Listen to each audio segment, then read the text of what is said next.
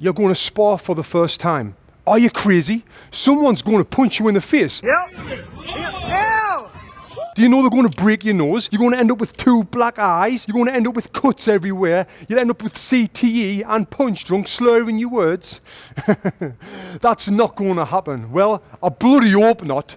But what is going to happen is you're going to get nervous. After all, someone is going to punch you in the face. And if you didn't get nervous about that, then you would be a little bit crazy and I would be worried about you. How do I know this? Well, I had 106 fights in my career. I've sparred thousands of rounds on my way to winning my Olympic medal. So I've got experience in this field. But coming all the way back to day one when I was 10 years old, I remember the feeling of getting in the ring. I remember the feeling of getting punched in the face. And on this video, I'm not just going to tell you what to expect when you get in there. I'm going to give you some tips and tricks so you can perform the best you can and you don't get hurt. Now, I really recommend you watch this full video and you get a true understanding of being in the ring. Now, firstly, why are you going to spar?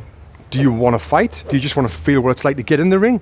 Or maybe your coach is telling you, come on, you've got to spar or you're not going to be in this gym. Well, I would say if you're not planning on fighting, I probably wouldn't recommend sparring unless you've got a true desire for it. You've got a true desire to get in the ring and give it a try. You know, I've trained a lot of people boxing for fitness, and it's funny, when they've been blasting the mitts for a few weeks, they always feel like, you know, I'm good, I can get in the ring, I want to spar, I want to test myself. And when they say this to us, I'm like, yeah, mate, like a few more sessions. And then I think about the quote from Mike Tyson. Everyone's got a plan until they get punched in the face. Because when you get punched in the face, everything can go out the window depending on how hard the punch is. So really think, is this right for you or not? There's only you can decide. Now, one thing that will definitely help you improve your all-around boxing and get a better understanding of the sport is getting in the ring and sparring with someone else. There's no other training like it. And also at the end of the video, I'm going to give you a method of training that you'll get the same amount of benefits from sparring, but without getting punched in the face. So hang around till the end to get that tip. So now you've determined you're definitely going to get in there and spar. Like I mentioned, you're going to feel nervous. It's natural to feel nervous. This leads me on to my first tip, which is controlling your breathing before you get in the ring. I bet your coach doesn't teach you this. No coach has ever taught me this, even after all my experience. And what I mean by that is your heart rate is going to start getting faster because you're about to spar, you've got nerves. Control that by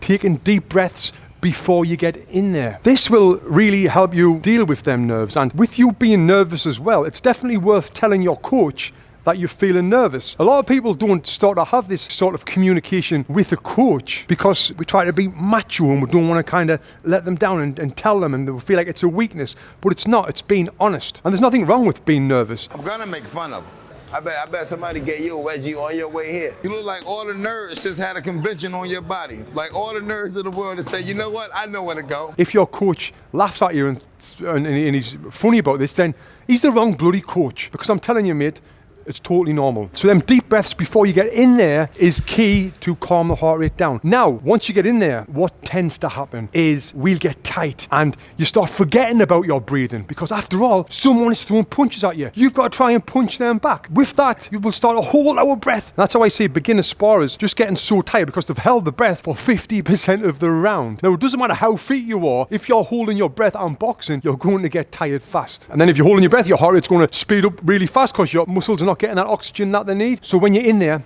focus on breathing. And the next tip is the next thing that you should focus on, which is defense. Often when people get in there for the first time, they'll start looking for the big punches and forget about defense. I would say think about defense before you think about offense. Because if you're thinking about defense, there's less chance of you getting hit. Now, if you're breathing and thinking about defense and you're not getting hit much, you know, that's going to be great. It's going to help you calm your nerves in the ring and give you the confidence that you need to start throwing your punches. But if you get in there holding your breath and trying to punch, you're going to get tired fast, you're going to get sloppy, and you're going to make mistakes, forget about your defense, and get punched in the nose and end up like what I said at the very beginning of this video. Now, the next tip that I've got is technique sparring only, especially for the first time. You don't have to have a fight every time you're in the ring. The reason why we spar is to learn. We don't spar to fight or to hurt someone or to potentially get hurt. We're in there to learn. If you've got a coach, he should know this. If your coach is putting you in the ring and just letting you go ba ba ba, hell for leather, that coach is clueless. And change the coach. He should be telling you to spawn for technique. Even maybe the first round,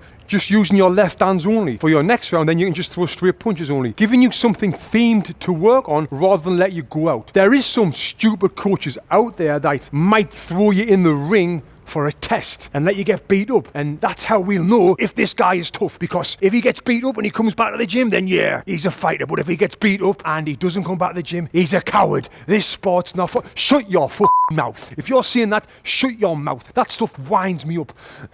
And I'm getting carried away on this video now, which I shouldn't be. If you've got a coach like that, yeah, leave that guy. Send him this video and tell him this is why you left that stupid, you stupid bloody idiot if you're watching this video right now. Okay, I'm back. Now I've calmed down. Time for the next tip, which is stick to the basic fundamentals. Stick to even throwing just straight punches only. In boxing, there's so much to learn with the stance, with the movement, with the straight punches, with the hooks, with the uppercuts, with the defense, with the breathing, with the turn of the hips, with the fully extended arms. The list goes on and on. When you're in there, if you're focusing on breathing, defense, and then only throwing straight punches only, this will really help you. You don't have to throw them long combinations that you might have been working on. Instead, stick to the singles, stick to doubles, stick to 1-2s. That is definitely enough for your first bunch of sparring sessions. Now the next tip, before I give you the great drill at the end that you can do for sparring without getting hit in the head, is make sure you know what your bad habits are before you get into the ring. Example, if you're on the bag and every time you throw a jab, you're bringing it down here, right? What's going to happen? You're going to throw that jab, you bring it down here, you're wide open for a right hand. The bag doesn't hit us back, mate. Someone's in front of you, they're going to hit you back. Now, understanding what your bad habits are before you get in the ring will be an absolute game changer for you. Because now you know that you're dropping this hand after you throw the jab. What you're going to do?